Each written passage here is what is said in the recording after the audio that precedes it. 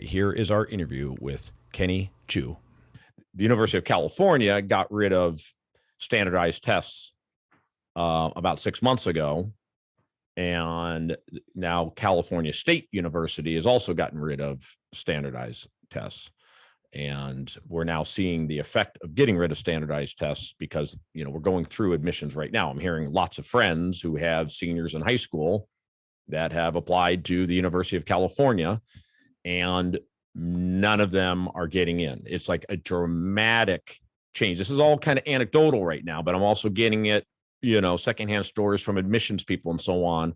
These are from the absolute top private high schools in California, where the vast majority of their students are not getting in to the University of California, whereas in prior years they would have.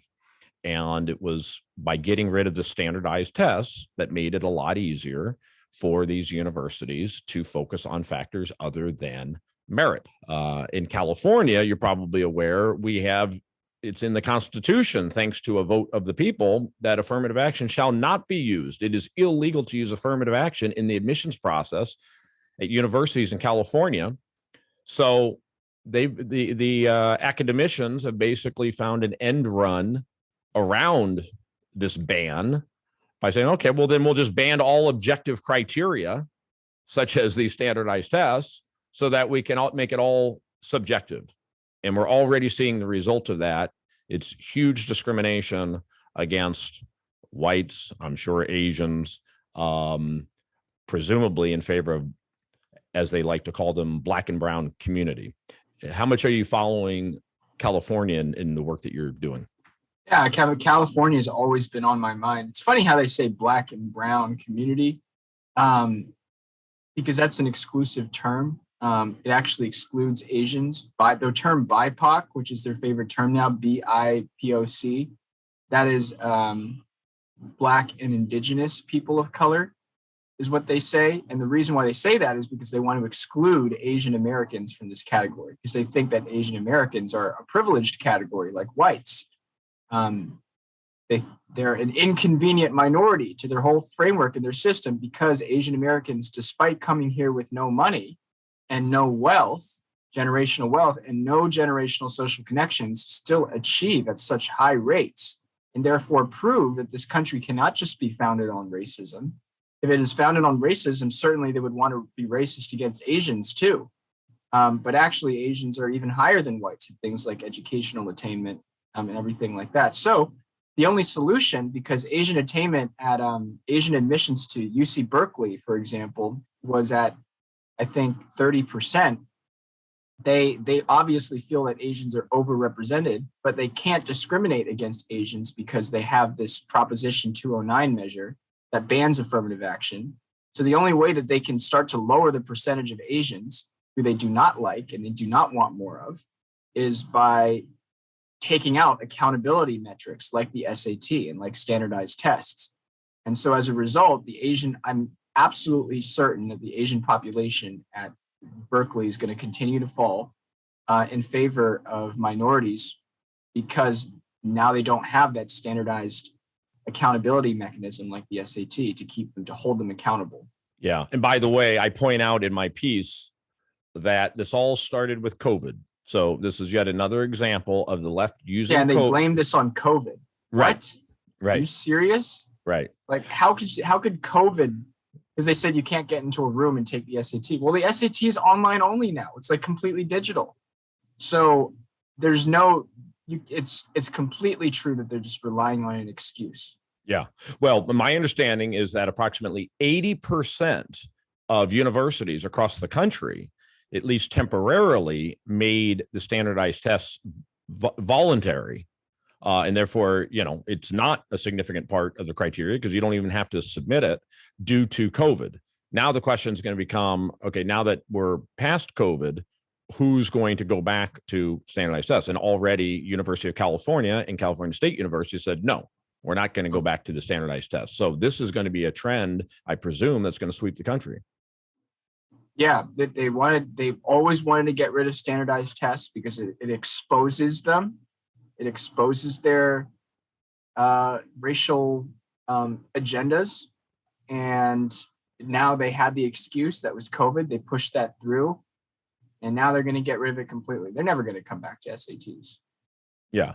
And, as some have pointed out, when you get rid of it, you no longer expose the real problem of individuals being given the skills to go out there and compete. The standardized test is what shines a light on inherent problems that we have. Why isn't the Black community doing better on these tests? They don't care. They just toss it out as long as the numbers at the end all come out the same. So it totally ignores the individual, ignores the root problem, and trying to get to the root problem and trying to solve it. Yeah, it's not only does it do that, but it actually positions Black Americans in a very uncomfortable and bad position, where because they don't know and they don't have to be sorted for ability, now you have Black Americans who are getting into programs in which they're simply not as qualified for. And because of that, you have things like, in fact, Black Americans who apply to Harvard, for example, tend to graduate at the bottom 25% of the school. Why? Well, it's because, and graduating the bottom 25% of the school is not a good thing, by the way. It's actually a really bad thing. It actually means worse salaries as a law student. It means worse careers, everything like that. And so you're actually putting these Black students who would otherwise have been matched to a university that represented their proficiency in the subject, matched to a university in which they're not, and they cannot compete, or they're not at yet the capability of competing at that level. So it's hurting people. It's hurting everybody. Yeah. So let's go back to this issue of the BIPOC, and who gets to be a minority that we're going to favor and who doesn't.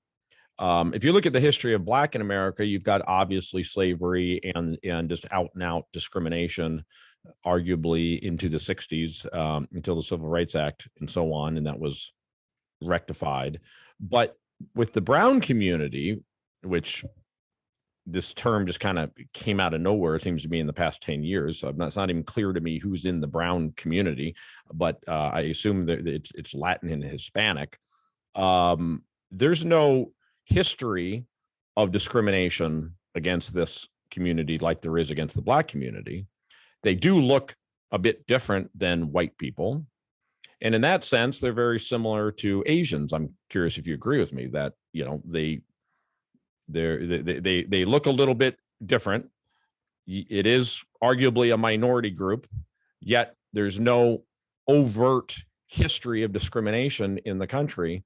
And so you've got these two groups, but one gets thrown into the Black and brown group and the other does not. Right. Black Americans have a unique history in this country that other immigrants don't. You simply cannot make the same assertion that Hispanic Americans are in any way have the same history as Black Americans do in this country. So, and yet you are also privileging them in the admissions process because you have a concerted political narrative to label Hispanic Americans as a oppressed group. Now, this is silly. This is really silly. Are you going to say poor whites are an oppressed group? Are you going to say Native, are you going to say, well, maybe Native Americans? Are you going to say that Asians are an oppressed group? Or are you going to say Jewish people are an oppressed group? Are you going to say Muslims? Are you going to say Catholics are an oppressed group? Are you going to say the Irish are an oppressed group? No, you're not going to. Some of those people, you might feel like you have better cases than others, but ultimately the reason why there are disparities in group attainment in certain metrics in this country on average is because there are cultural disparities. I mean, there are. A lot of these Hispanic immigrants, they just haven't lived in America for a very long time. And a lot of them are illegal immigrants. Because they're illegal immigrants and they're typically uneducated, they're going to drive down the average Latino attainment in this country. But the ones who come here legally, get educated in the United States, or second generation or higher, are doing just as well as any white American in this country. Thank you again to our guest, Kenny Chu. You can check out his book, An Inconvenient Minority, wherever you get your books. Also, check out his organization. Support it. Color Us United. Thank you to our producer, Michael Parker. Thank you all for listening. We'll be back soon with another episode of The Hidden Truth Show.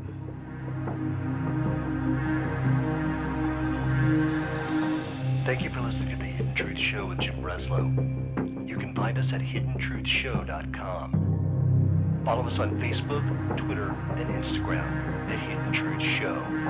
Join us again next week for another episode of Hidden Truth Show with Jim Breslow.